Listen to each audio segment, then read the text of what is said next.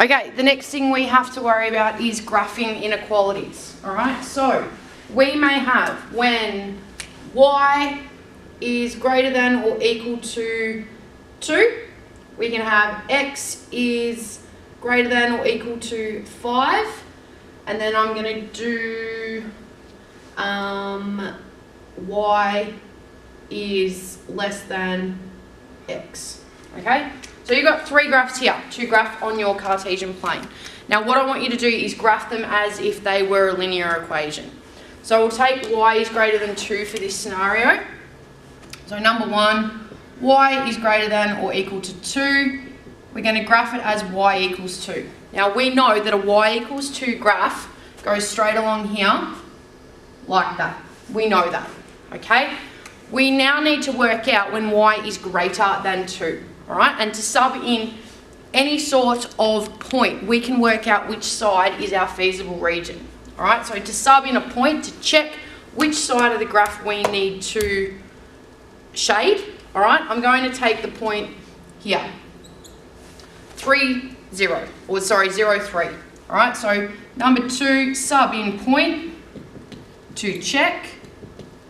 And I'm going to sub in when 3, 0, 3, okay, I have 3 is greater than or equal to 2, and that is true, okay. So that means that this area up here is now part of my required region. I'm going to now go with the x is greater than or equal to 5, all right, so in blue, x is greater than or equal to 5. I'm going to graph it as an x equals 5 graph. So an x equals 5, straight through here like this, straight line again because it is a greater than or equal to, and I now need to work out where my x values are greater than 5.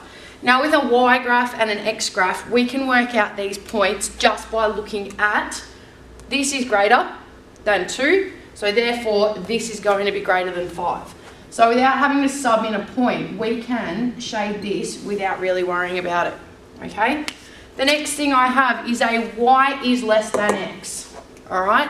Now a y equals x graph, we know it goes straight through there. This graph here, all right, or y equals x, we know that when x equals 1, y equals 1, when x equals 2, y equals 2, when x equals 3, y equals 3. So this graph goes straight down on the diagonal. From what we have here, we have a y is greater than, so it's going to be a dotted line. Alright, straight through there. Yours will be beautifully ruled, I know that. So when we have this here, alright, we have y is less than x. So where is y less than x? Y is less than x on all of these points here. This is a greater than, this is a less than.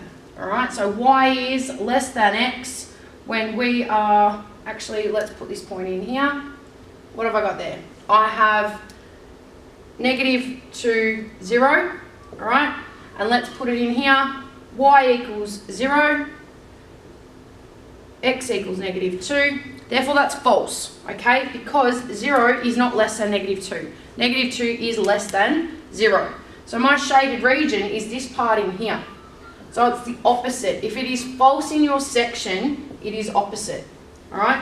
So my required region, boys, is this whole section in here, because it has to be true for all of them.